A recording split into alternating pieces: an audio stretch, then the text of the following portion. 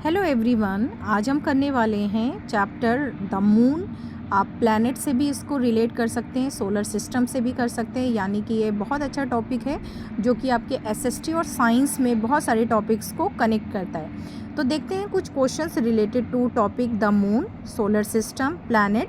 कोई भी चैप्टर हो सकता है, कुछ एक क्वेश्चन है जो इम्पॉर्टेंट है, हमेशा बनते हैं। State two features of the moon's surface. देखिए क्वेश्चन क्या कह रहा है, आपको कोई भी टू फीचर्स बताने हैं। स्टेट मतलब बताने हैं, फीचर्स मतलब characteristics of the moon's surface, यानी कि जो मून की सरफेस होती है वो कैसी होती है, उसके कैसे कैरेक्टरिस्टिक्स हैं, वो आपको डिस्कस करने हैं या राइट करने हैं। तो देखिए बहुत सिंपल इजी लैंग्वेज में आंसर आपको मिल जाएंगे। The moon has a rough surface. देखिए मून एक प्रॉपर नाउन होता है, तो मून को आप कैपिटल लिखेंगे और फर्स्ट लेटर हमेशा ही कैपिटल लिखेंगे। तो बहुत सी छोटी छोटी चीज़ें आप हमेशा ध्यान रखेंगे। अगर आप इंग्लिश कर रहे हैं या साइंस कर रहे हैं या एसएसटी कर रहे हैं, कुछ बेसिक चीज़ें हैं जो आपको सीबीएसई स्कूल्स में ध्यान रखनी है।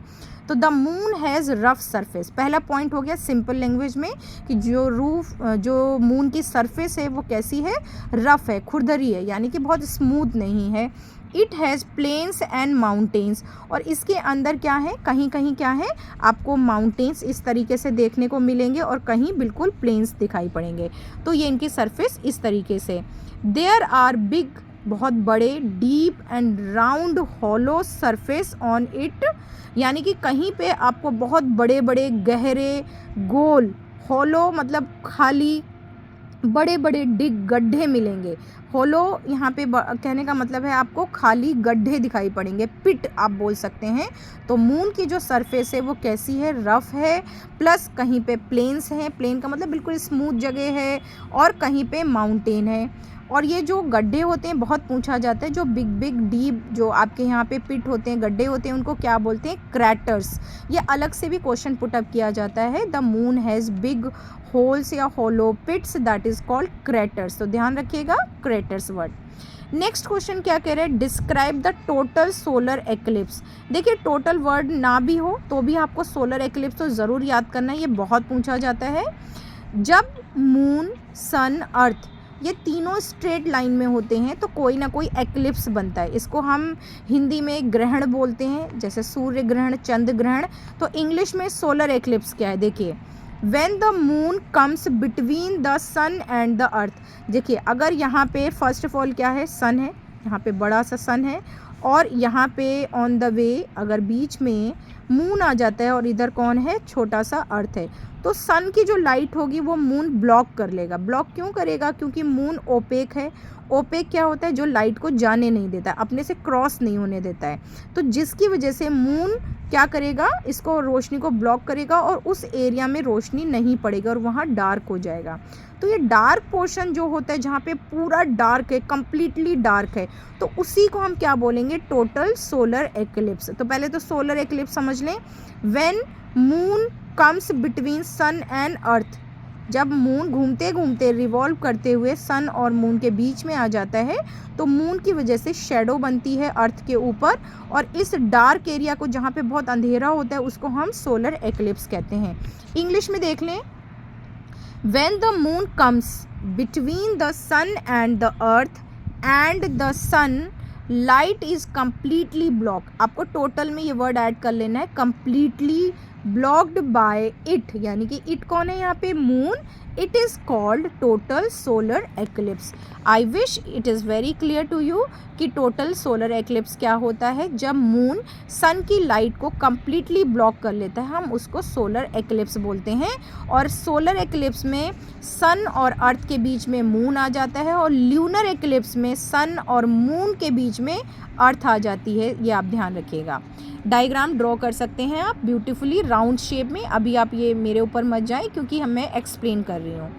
Y do the sun and the moon appear to be the same size. देखिए आप कोई भी कॉम्पिटिटिव एग्ज़ाम दे रहे हैं या किसी भी क्लास में क्वेश्चन बहुत पूछा जाता है, there are many heavenly bodies, यानी कि जो स्काई है वहाँ पे बहुत ज़्यादा हेवनली बॉडीज़ हैं। लेकिन क्वेश्चन ये आता है, जब सन इतना बिग है तो मून उसके बराबर क्यों दिखाई पड़ता है, जबकि मून तो बहुत स्मॉल है। तो बहुत सिंपल लैंग्वेज में समझ लें, जैसे कि आप एरोप्लेन जब देखते हैं, कभी अपनी रूफ पे बैठे हैं, छत पे बैठे हैं, तो एरोप्लेन आपको बहुत स्मॉल साइज़ में छोटा दिखता है। क्यों दिखता है? Because it is very far, वो आपसे बहुत दूर है। वही जब आप एयरपोर्ट पे जाते हैं तो आपको एरोप्लेन बहुत बड़ा दिखाई पड़ता है। क्यों? क्योंकि आप क्लोज़ हैं उसके, एयरपोर्ट पे खड़े हैं, एयरपोर्ट से आपको एरोप्लेन क्लोज़ है।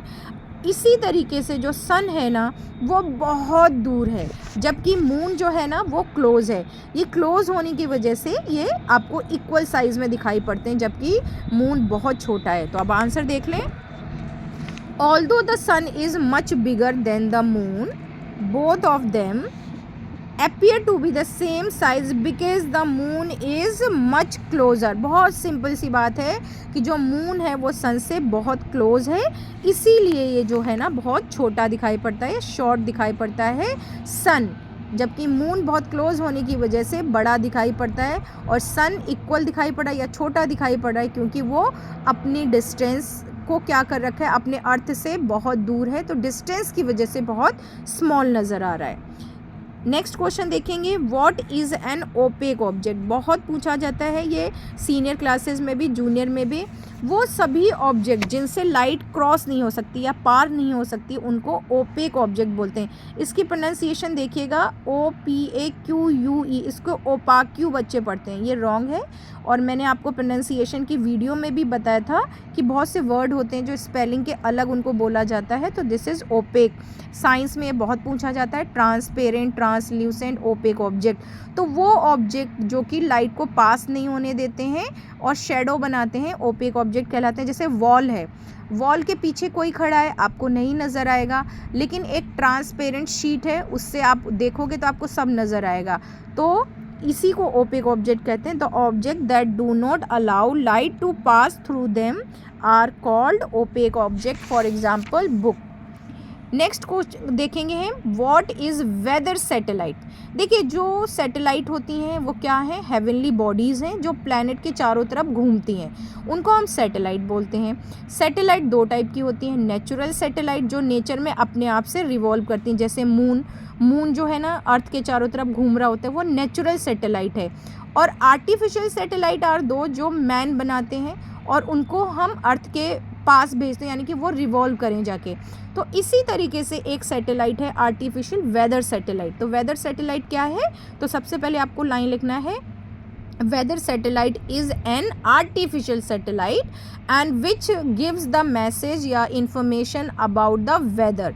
तो आप यहाँ सिंपल लैंग्वेज में लिख सकते हैं, वो सैटेलाइट जो वेदर के बारे में डिटेल बताती हैं कि एयर की स्पीड कितनी है, क्लाउड्स कहाँ बनने वाले हैं, कहाँ पे वेदर चेंज होगा, या ऐसी कंडीशन जो बताते हैं, उसको हम वेदर सैटेलाइट बोलते हैं। How is it useful to us? It is useful because it tells about the different weather conditions, कि स्टॉर्म कहाँ पे आएगा या टाइड्स कहाँ बनेंगे, सारी वेदर कंडीशंस जो हैं that is told by satellite. तो ये आपके कुछ एक शॉर्ट इंपॉर्टेंट क्वेश्चंस मैंने आपको डिस्कस किया। अगर कोई डाउट है तो आप मैसेज कर सकते हैं। And now further video I will bring to explain chapter the moon, it is related to solar system. आप किसी भी क्लास में हैं, आपकी लैंग्वेज ईजी होनी चाहिए, क्लियर टू आंसर होनी चाहिए।